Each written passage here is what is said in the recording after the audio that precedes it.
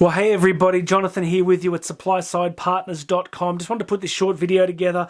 I'm trying to bring out more content that's just useful. It's an interesting audience that I have because many of you watching this are brilliant economists. You've been around a long time and your knowledge is voluminous. And I've got new people watching that are trying to get their head around what's going on in our global financial system. Well, I don't even know if it's a system. Systems are usually logical and organized. I'm not sure what we have. It's a paradox because in one sense it seems very organized, doesn't it? I mean, shadow banking seems very organized to make a subset of the population extraordinarily wealthy. So there's some organization, but sometimes you feel when you watch the Fed that it's just like all the adults have left the room and the kids have got the keys to the car. So I wanted to share with you just a little insight today. I've been working through Jude Wanniski's The Way the World Works. I like that because I'd like to think that deep down I'm a little bit of an absolutist. I do like to think that there are certain objective truths about the structure of reality. And I think Jude obviously did a huge amount of work in articulating this supply side idea. What is supply side? Best I can tell, it's when governments prioritize a system that incentivizes men and women to produce useful goods and services that other people actually want. And if you create those conditions, you get social stability, you get national productivity, and increase in national and personal wealth. As opposed to demand side, which is creating magical unicorn money and stimulating demand and hoping it works. And until, as Keynes said, in the long run, we're all dead, so it's not going to matter anyway. Well, it matters to some of us while we're living. So today, let's talk about that. I'm reading Jude's chapter on taxation. And of course, he begins by talking about the Laffer Curve. Of course, most of you are familiar with it. If you're not, Arthur Laffer was trying to explain to some Democrat politicians one night at a bar. I think that's the story. I mean, it's one of those like urban myths now, isn't it? You know, three economists walk into a bar. Anyway, Laffer sits down and draws this kind of curve. And the essence of it, of course, is that, you know, when taxes are super high, when taxes say are at 100%, nobody wants to work, so the government gets no revenue. When taxes are too low, you know, it's a complete inverse, right? When taxes are so low, people are just keeping huge amounts of what they're producing. Government's getting no revenue. So we've got to find that midpoint. But I want to share with you a quote that Jude offers today from David Hume, writing over 250 years ago. It's a really cool quote. Stuck with me. So let me share that with you now. Exorbitant taxes destroy industry by producing despair. That is what you would call an unambiguous quote from David Hume. Now, I've got quite a few good quotes from Hume. Got one in my bathroom. True story. But I like this quote. That exorbitant taxes produce despair. Why?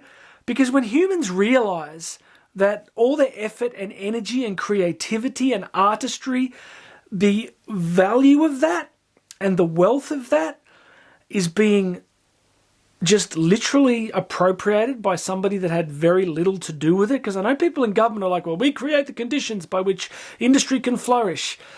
Kind of think industry can flourish just fine on its own a lot of the time. Low taxes and stable money make it very easy for economies to flourish.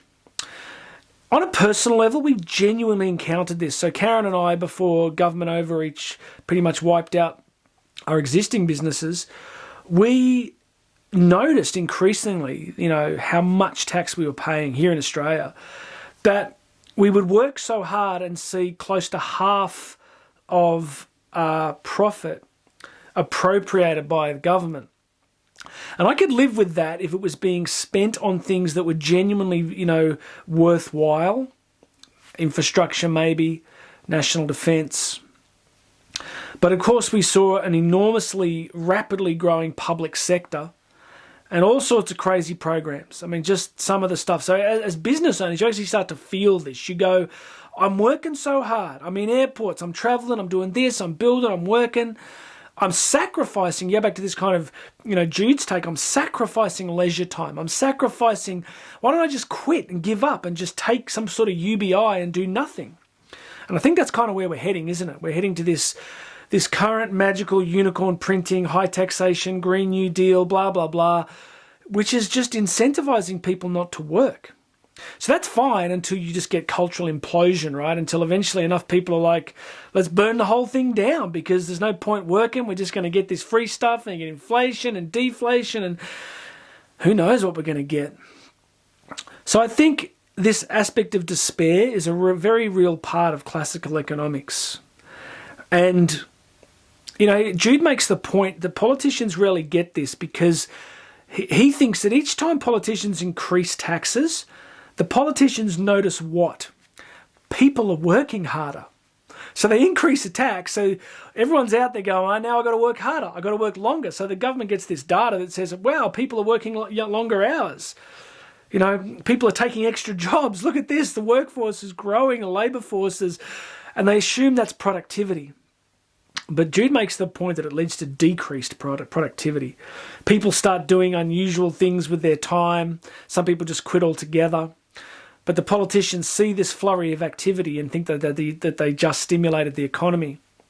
So listen, that's what I'm thinking from today's reading. If I'm wrong, please post some comments here. Tell me what I'm missing. I'm very new to this and working it out as I go along. So you're very welcome to leave a comment.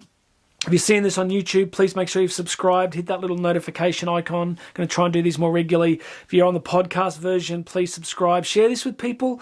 I'm just trying to build a bit of a reconnection to classical economics, and so many of you watching have got so much to offer in this space, so please get connected, subscribe, and reach out and say hi so I can learn more about you. I've got some great guests coming up on the show very soon, looking forward to that. But for now, let's all try and stay out of existential despair and have hope that if enough good ideas eventually get promulgated, then good things are going to happen. All right, everybody, God bless. My name's Jonathan Doyle at SupplySidePartners.com. This has been the Supply Side Podcast daily message video thing, content, and I'm going to have another message for you very soon.